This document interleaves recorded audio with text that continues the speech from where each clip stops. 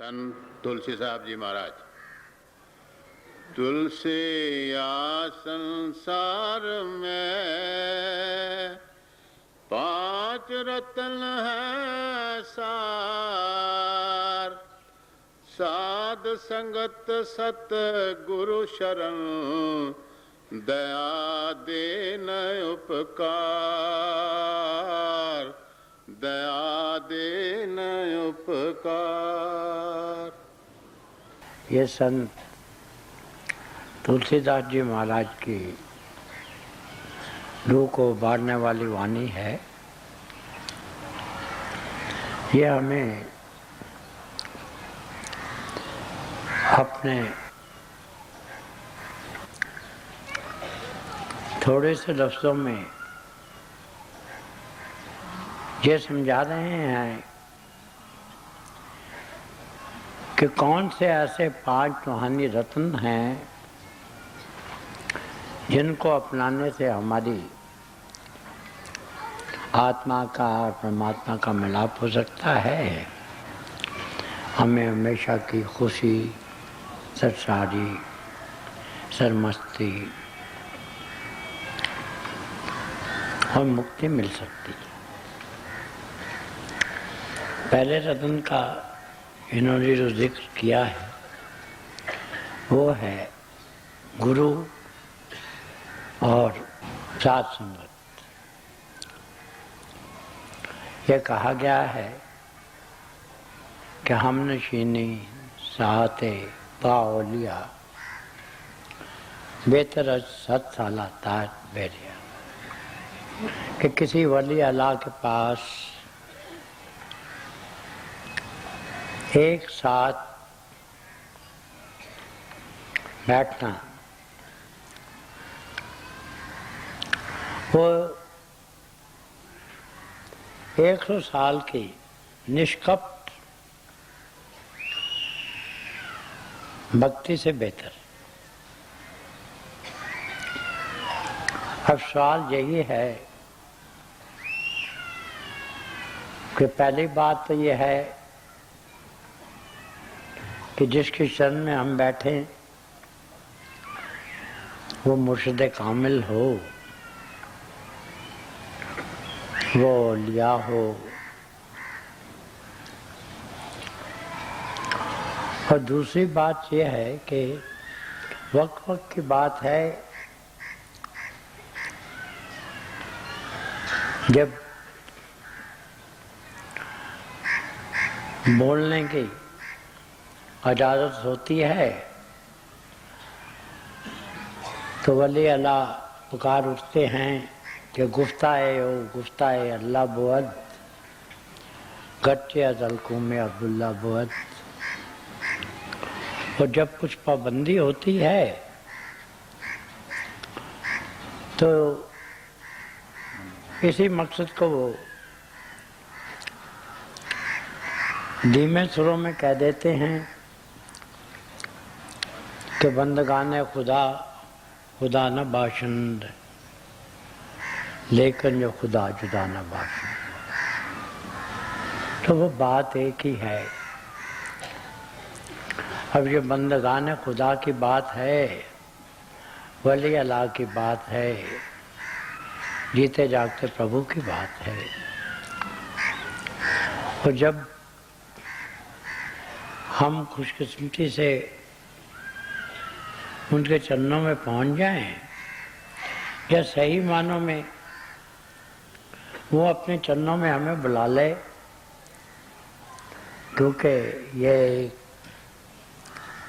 Mysticism का basic principle है कि इश्क अव्वल दिल माशूक पैदा मिशवत, love emanates from the heart of the beloved. We are all lost sheeps. हम तो अपने गडरिये को नहीं पहचान सकते हैं, गडरिया ही हमें पहचानता है। और फिर जो उसका कर्म होता है कि वो हमें अपने चरणों में बुलाता है, हमारे गुनाहों की तरफ नज़र नहीं करता, हमें जो दुनिया की सबसे बड़ी दौलत है, जो अमर है, जो जावेदानी है, जो इमॉर्टल है, जो इम्पेरिशेबल है, वो हमें अनायत करता है। और वो दौलत है नाम की, वो दौलत है प्रभु से एकमिक होने की। तो ये पहला रत्न हमें तुलसी साहब बता रहे थे। अब दूसरे रत्न की बात करते हैं। अगर हमें ये खुशनसीबी हासिल हो जाए कि हम ऐसे किसी महापुरुष के चरणों में पहुंच सकें, तो फिर हमें उसकी शरण में आना चाहिए। अब दो रास्ते हैं रूहानियत के, एक है शरण का, एक है करनी का। हम तो सब करनी के रास्ते पे चलते हैं। हम तो ये समझते हैं कि वी आर द डूअर्स, मगर हकीकत ये है कि रूहानियत के रास्ते में हम कारकुन नहीं हो सकते। We can't be the doors.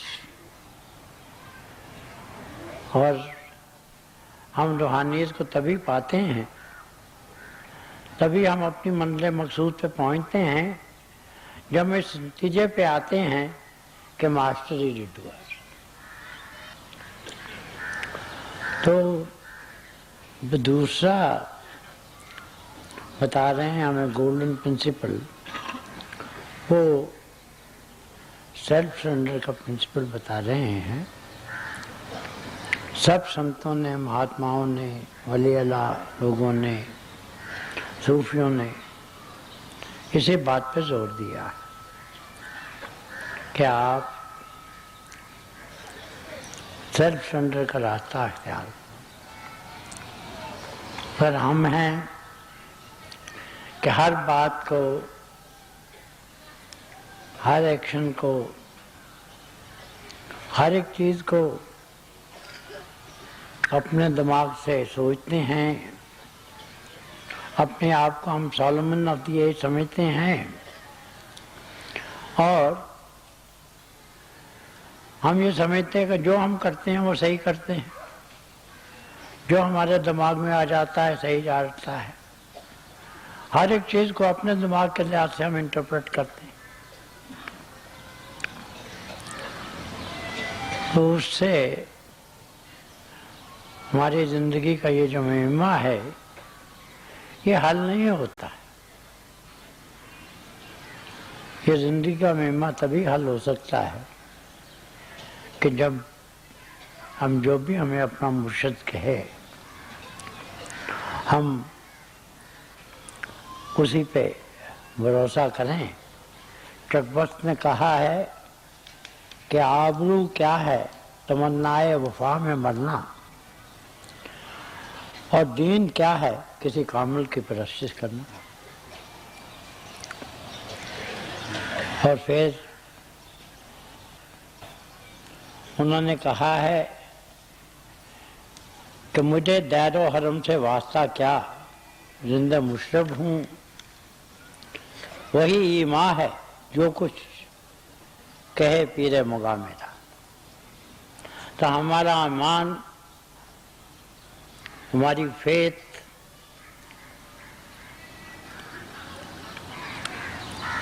हमारी भक्ति, सब कुछ वही है जो हमें हमारा मुर्शिद कह दे। बहुत दफा ऐसा होता है, हमारी रोजमर्रा जिंदगी में भी होता है, और इसी से हमारे घर में, हमारे दुनियावी कामों में दिक्कत होती है। हम हर एक को अपने नुक्ता निगाह से हर एक की इंटरप्रिटेशन करते हैं, हर बात की, हर एक्शन की। हमारे दिलो दिमाग में एक बात शरायत कर जाती है और सब कुछ ऐसा होता है कि हम ना कोई रीजनिंग की बात समझ सकते हैं, ना फेथ की बात समझ सकते हैं, ना दया कंपैशन का पहलू हमें आता है, और हम अपनी वही, ये भी एक किस्म की ईगो है, हम उसी में गलतान हो जाते हैं। और रिजल्ट ये होता है कि जिस सुख के लिए, जिस शांति के लिए, जो हमारे मसाइल हैं उनके हल के लिए हम कोशिश कर रहे होते हैं, वो तो वहीं का वहीं रह जाता है और हम परेशान रहते हैं। जैसे ख्वाजा हाफिज ने एक शेर कहा है, उन्होंने ये कहा है कि किसी का दिल मत दुखाओ। अब हम सब दिल दुखाते हैं, हम कभी कोशिश नहीं करते कि किसी का दिल दुखा है तो हम उसमें मरहम लगाए, हम उसकी कुछ मदद करने की कोशिश करें, हम उसका मजाक उड़ाते हैं, उसे जलील करते हैं अगर किसी की कोई वीकनेस हमारे पास आ जाती है। हम बख्शिंद का काम नहीं करते, हम कभी ये नहीं करते जैसा क्राइस्ट ने कहा था, forgive them my lord for they know not what they do. हम तो ये करते हैं ज़्यादा से ज़्यादा उसे जलील किया जाए, ज़्यादा से ज़्यादा उसके दिल शिकनी की जाए, उसकी हत्या तक को मिटाने की हम कोशिश करते हैं। ये हमारा रोज़मर्रा का कायदा है, कोई नई बात नहीं है। मगर ख्वाजा हाफिज ने फिर एक दफ़ा कह दिया कि तू जो कर सकता है कर, मगर किसी का दिल मत दुखा। तो इसी बात को बता रहे हैं कि भाई देखो, शरण का रास्ता अख्तियार करो। दो रास्ते हैं जैसा मैंने आपको कहा है, एक करनी का, एक शरण। हम सब कोशिश करते हैं करनी का रास्ता करने की, हम सब यही करते हैं कि let us bring back our sins. हम जो समझते हैं कि हम करता है, हम सब कुछ कर सकते हैं, मगर प्रभु के रास्ते में हमारा अपना कुछ किया हुआ काम नहीं है। जो प्रभु का रास्ता है, ये तो बख्शिश का रास्ता है, ये तो दया का रास्ता है, ये तो कंपैशन का रास्ता है, ये तो फॉरगिव एंड फॉरगेट का रास्ता है, ये तो बख्शिश का रास्ता है, ये तो हर बात को भूलने का रास्ता है।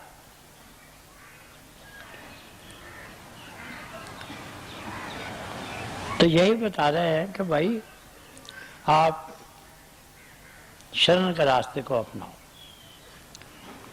जो शरण का रास्ता है वो स्वीट इज दाई विल का रास्ता है, वो राजे बाजार रहने का रास्ता है। और हम हैं कि हमारा हम पे हमारे ये जो माइंड का बूथ है, जिसे कह लीजिए मन कह लीजिए, अपना दिमाग कह लीजिए, हम अपने आप को सब सोलोमन समझते हैं, लुकमान समझते हैं। हम दुनिया का सबसे बड़ा अपने आप को अक्लमंद समझते हैं, किसी की बात सुनते नहीं है, जो दिमाग में आ गई आ गई।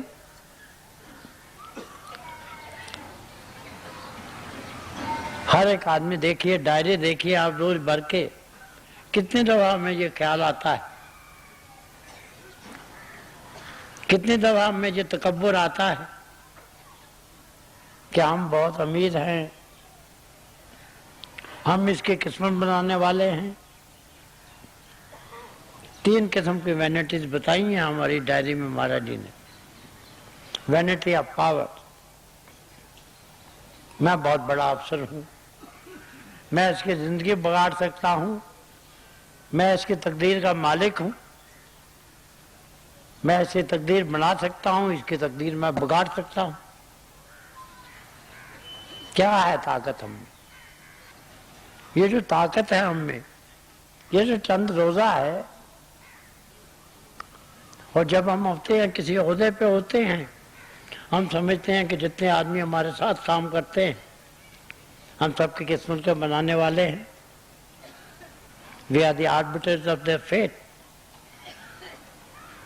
मैं ये कहाँ तक चलता है?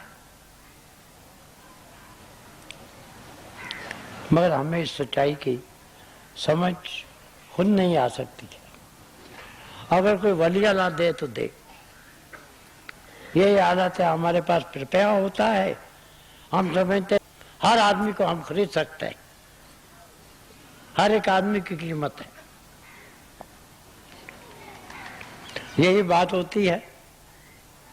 मगर ये अकल नहीं आती हमें कि जब तक हमारे साथ किस्मत साथ देती, किस्मत जावरे करती, लोग हमें ये बताते हैं कि या हमारा पसीना गिरेगा वो खून गिरा देंगे, मगर जब किस्मत अपनी नजर फेर लेती है तो लोग भी हम पे नजर चुराना शुरू कर देते हैं।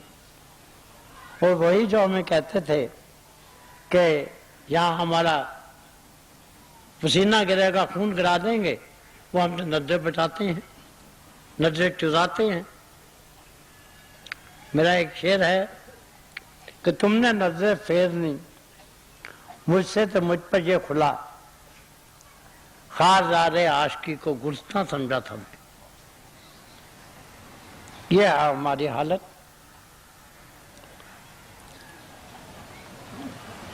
ये हालत हमारी इल्म की है। हम अपने आप को बहुत आलम समझते हैं। देखिए, रोज आप डायरी पढ़ते हैं, देखिए कोई आदमी आया, किसी ने बात की, बजाय इसकी को उसके बात को सुने, उसकी बात को समझे, उसकी बात को कोई वजन दे, हम तो अपने जोश जुनून में होते हैं। हम बात सुनते नहीं हैं, बात करते नहीं हैं। क्या करेगा गरीब आदमी? वो खामोश हो जाता बात करते करते। मगर हमें कौन सी खूबी है, कितना हमें इल्म है, कितना इल्म है दुनिया में, कभी हमने देखा है?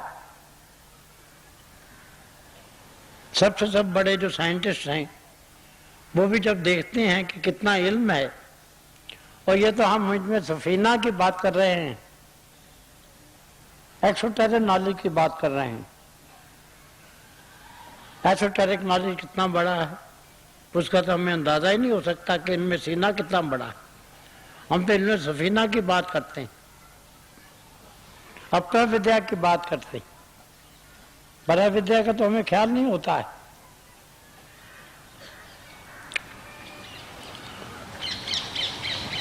और जब अपरा विद्या के मैदान में, इनमें सफीना के मैदान में भी हमारे सबसे बड़े साइंटिस्ट, सबसे बड़े फिलासफर, जब उनकी आंखें खुलती हैं तो वो यही कहते हैं कि I am picking a payable on the शीशो। कितना बड़ा समंदर है, इसमें हीरे हैं, मोती हैं, कितने बेबहा इसमें है खजाने, और मैं यहाँ जो छोटे छोटे पत्थर हैं मैं उन्हें इकट्ठा कर रहा हूँ। यहाँ कौन है हमारा? हमें बड़ा गर्व है अपने नॉलेज का। हम ये समझते कि हम ठीक करते हैं, इतनी हमें ईगो है।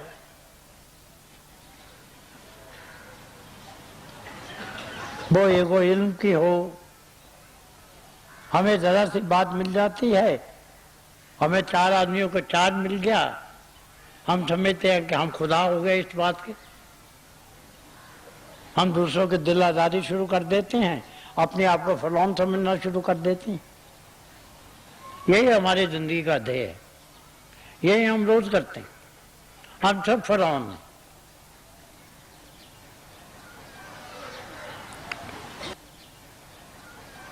कभी हम शुक्राना नहीं करते हैं।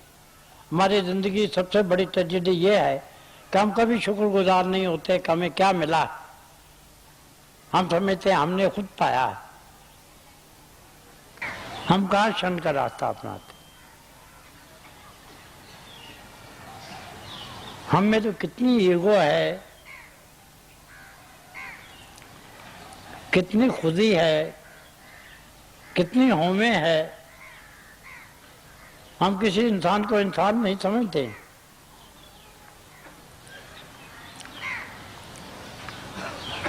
तो यही जो दूसरा रत्न है, इसी पे वो जोर दे रहे हैं कि जो दूसरा रत्न है प्रभु को पाने के लिए, जो दूसरी खूबी है, जो दूसरा आभूषण है, जिससे हम अपने हमेशा के वर को, जिसके मतलब मीराबाई ने कहा है कि मीराबाई सदा सुहागन वर पाया अविनाशी,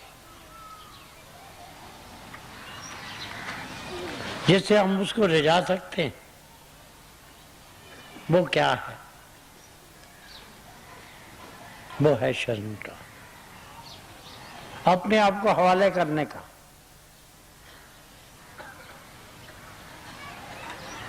हमारे बड़े हजूर अपने बुज़ागाना, जो उनका खास अंदाज था, फरमाया करते थे कि हमें कोई तकलीफ होती है, हम डॉक्टर के पास जाते हैं, सर्जन के पास जाते हैं, तो पुराने वक्त में भी था, अब भी है, एक सर्टिफिकेट देना पड़ता है कि आप हमारा ऑपरेशन कर दीजिए, उसके जिम्मेदार तो हम हैं, आप नहीं। तो वो कहते हैं एक सर्जन को, एक आम सर्जन को, उसके हवाले हम कर देते हैं अपनी जिंदगी को। बहुत दो जहान का मालिक है, दो जहान का वाली है, हम उसके हवाले अपने आप को नहीं कर सकते। तो जो रूहानियत का रास्ता है, ये शरण का रास्ता है, अपने आप को हवाले करने का रास्ता है, ये फॉरगिव एंड फॉरगेट का रास्ता है, ये बख्शिश मांगने का रास्ता है, ये शुक्राना अदा करने का रास्ता है, ये वो रास्ता है कि जिसमें हम यही कहते हैं कि ये अल्लाह की देन है प्यारे, अपने बस का लोग नहीं। शुक्र नेमत भी करता जा, दामन भी फैला जा।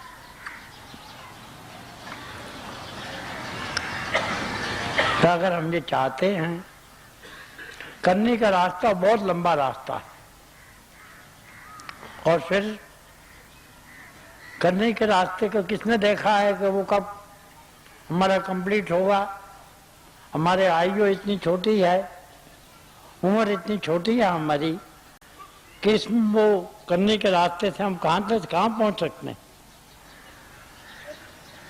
वो तो बहुत सुस्त रास्ता है, उसमें कभी कदम चलते हैं, कभी रुकते हैं, 2 कदम आगे चलते हैं तो कभी 4 कदम पीछे चल जाते हैं। शरण का जो रास्ता है, ये सबसे तेज रास्ता है। साधन है जितने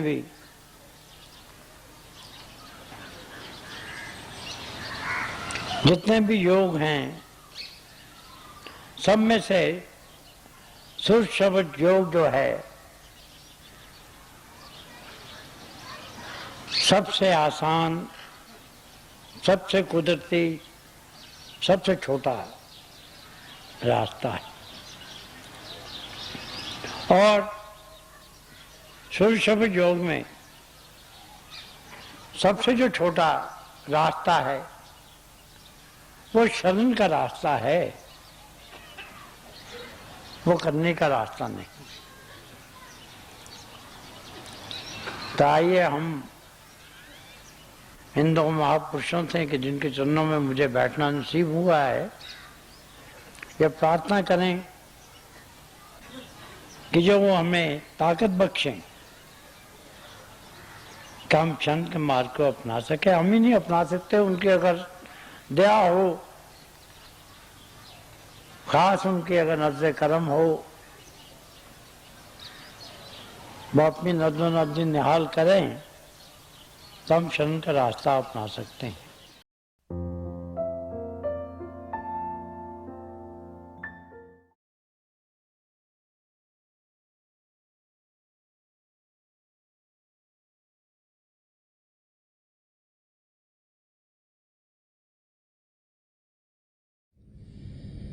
प्यारे भाई और बहनों,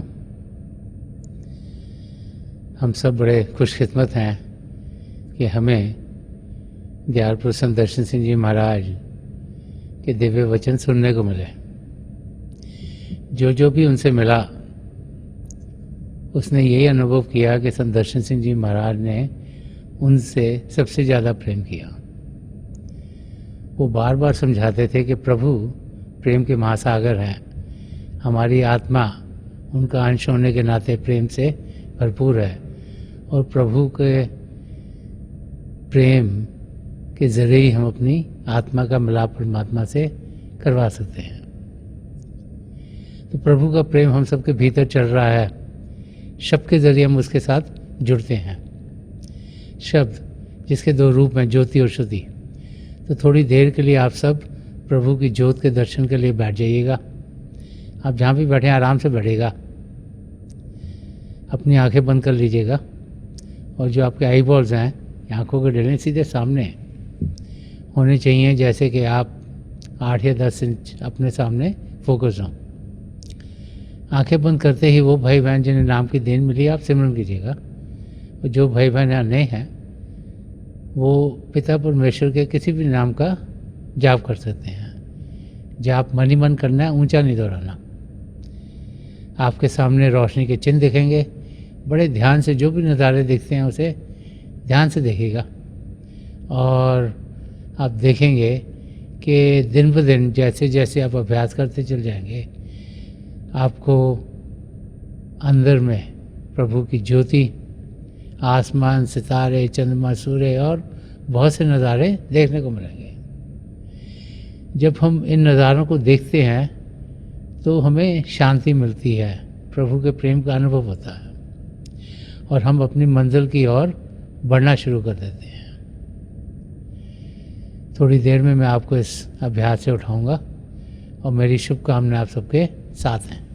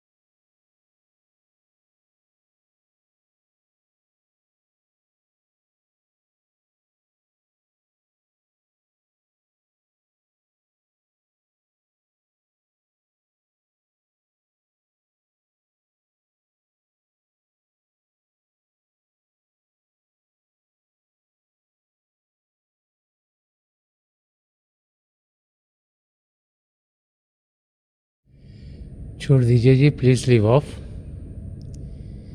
मेरी पिता परमेश्वर के चरण कमलों में और जो पिछली सेंचुरी के महापुरुष हुए हैं, हजूर बाबा सावन सिंह जी महाराज, परम संत कृपाल सिंह जी महाराज और दयाल प्रसन्न दर्शन सिंह जी महाराज के चरण कमलों में यही प्रार्थना है कि प्रभु को पाने का रास्ता, जिस रास्ते पर इन महापुरुषों ने हम सबको चलाया है, उस रास्ते पर हम तेज़ी से चल सकें।